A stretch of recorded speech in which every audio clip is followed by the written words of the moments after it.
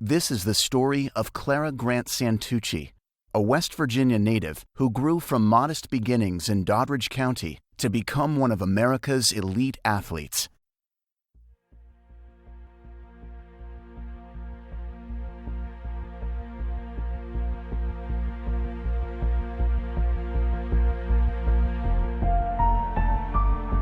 I have 5 brothers and sisters, so 6 children, 2 parents. It was kind of like a little house on the prairie feel.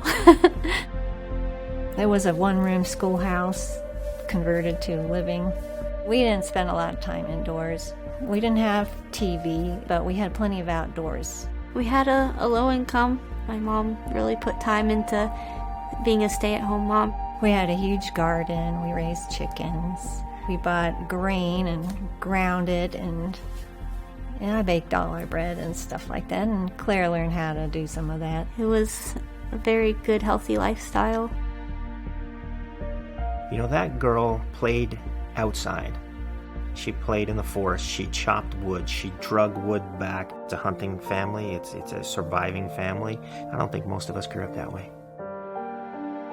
We'd cut wood in the summertime to prepare for winters. It kind of built a good foundation for being a strong athlete. It was just normal activity. Others were maybe at home playing video games, and she was out preparing for her future. They just enjoyed the outdoors so much, and going out in the garden, just pick things right off the vine and eating them, and foraging even. They learned all about what you could eat wild. It was just fun. I think she came to college tougher than most guys that came to college here, the way she grew up. She grew up hard. We had the electric go out one winter where we had a big blizzard, and it was 10 days of no power. That meant no water for us. So we had to melt snow, and we had to huddle around that wood stove to stay warm. I'd say this, I'd say if I put every woman in a room and turned on a stove and put their hand on a stove, who'd be the last to take it off? I'd probably say Clara Grant. It'd be hard for me to imagine someone going longer.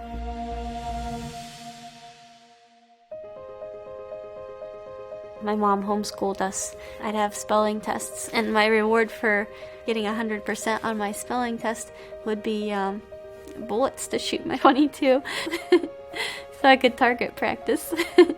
And I liked to target practice. I liked to hit the bullseye. The words soft, gentle, kind, those are all words that stereotypically might define these young ladies. Inside of them all, though, there's an exceptional want to be perfect. She was self-motivated from an early age. We lived on a gravel road, and she'd run up and down that road summer, winter, daily. Really dedicated. I noticed that in 5th or 6th grade, when I ran the mile in gym class, I knew that running was right up my alley. I just wanted to see how fast I could go around the little gym 21 times. And my gym teacher saw this. All the other kids were just kind of doing it because they had to, but I took it seriously, and he sat me down on the bleachers and had a little newspaper clipping with him of the high schooler that had just broken the 2-mile school record. So he sat me down and pointed to it, and I remember him saying that this can be you someday.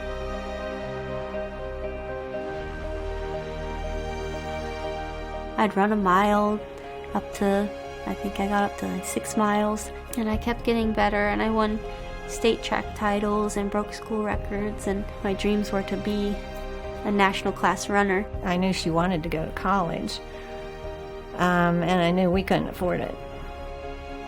She went to some cross-country camps, and she was offered a full-ride scholarship, which she turned down, from Moorhead, Kentucky. And I'm like, why did you turn that down?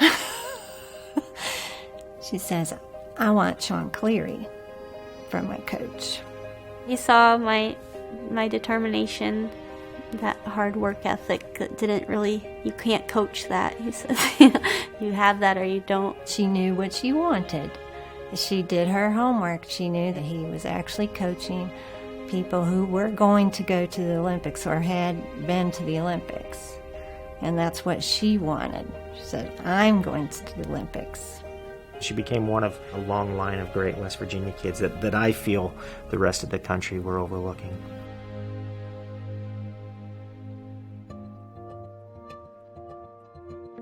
Clara is not fast.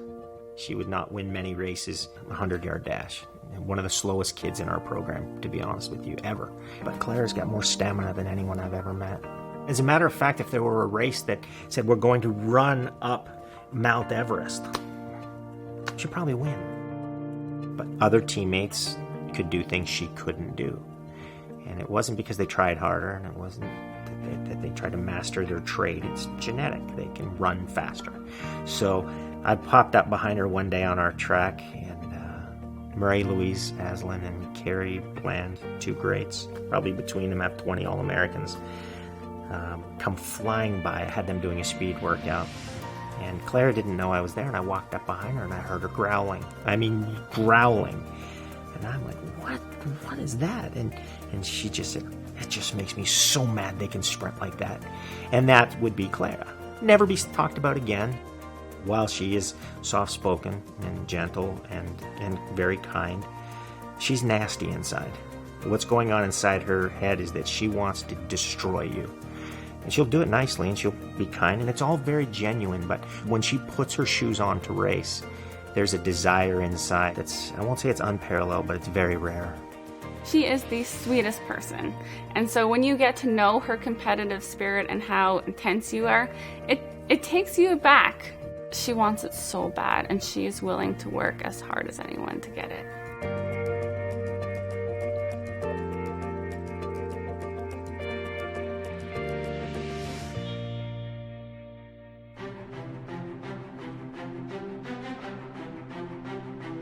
Just came so naturally to her early, told many of us that this marathon was going to be her future.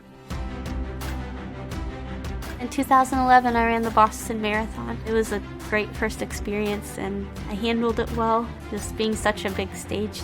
I was 3rd American and 16th overall in the international field. I was running against some people that I had only read about as a high schooler who were national class in high school, and I was beating them.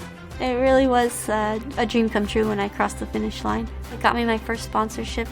It allowed me to become an actual elite level marathoner and runner. It was just amazing to get that kind of exposure. Of the 6 or 8 major marathons in the world, you're talking 20s, 30s, 40s, 50,000 runners running, 1 million around the world doing it. To put her in the top 0.1% is it's outstanding.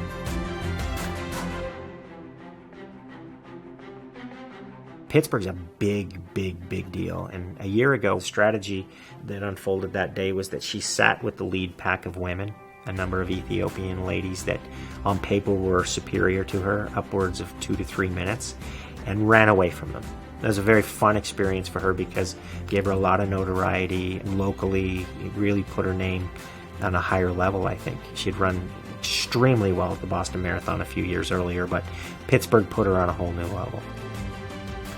This year, very different. Same type of field, but she was down by a couple minutes. When we got into her ears that she had closed 33 seconds in 1 mile, her eyes lit up, and you could see another fire.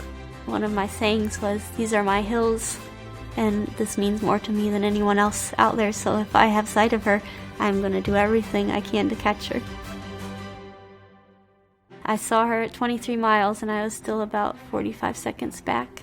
I knew I was closing on her, and then I saw her look back, and I know when someone looks back, it's a sign of they're not thinking about the finish line, they're very tired, and that they're worried about you. So once you put a little bit of fear in someone, you can really use that to your advantage. And even though I'm not a very intimidating person off the course or look like I could actually really want to destroy you, I do want to destroy my competition on the course.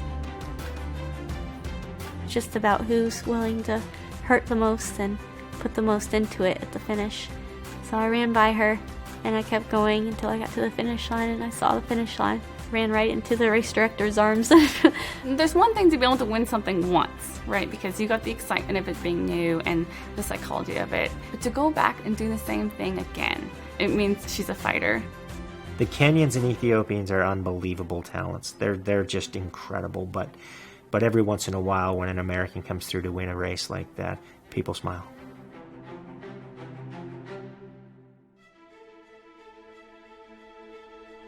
So you qualify for the Olympic trials based on time on a certified course within a 2-year span before the Olympic trials. I've always been able to do that easily. There's usually around 200 women that qualify for that race, and then from there they take the top 3 on that day. So it's a brutal system.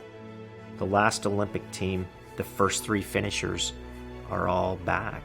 I'd say 3 or 4 are in the driver's seat, and then 3 or 4 others are hoping for mistakes on the day. I think Clara falls into that second category, but that's why she's been training for 4 years, to be ready for a moment when a door opens. You have to be ready one particular day. You can't have an illness or an injury, and you have to be in the best shape of your life and finish in the top 3.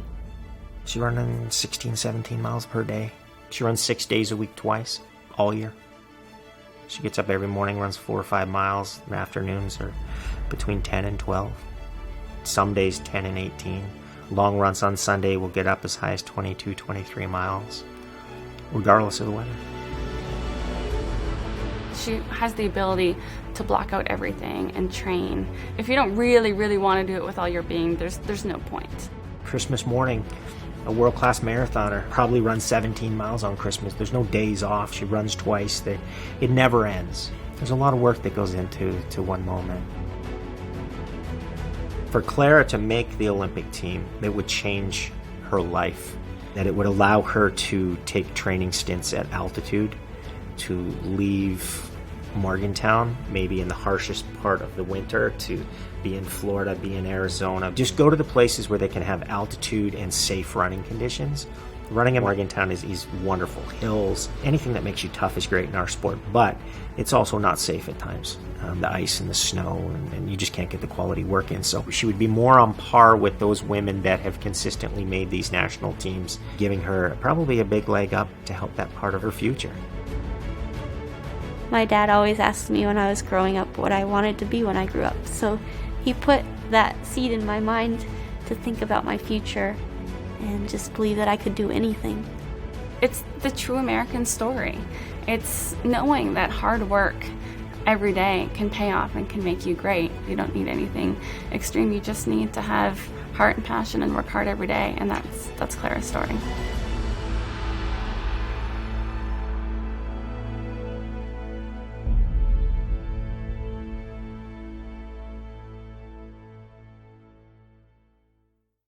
The Clara Santucci story has been presented by Prim Law. Help keep Clara's dream alive to reach the 2016 Olympic Games by supporting her training. You can contribute directly to Clara at GoFundMe.com/Clara26.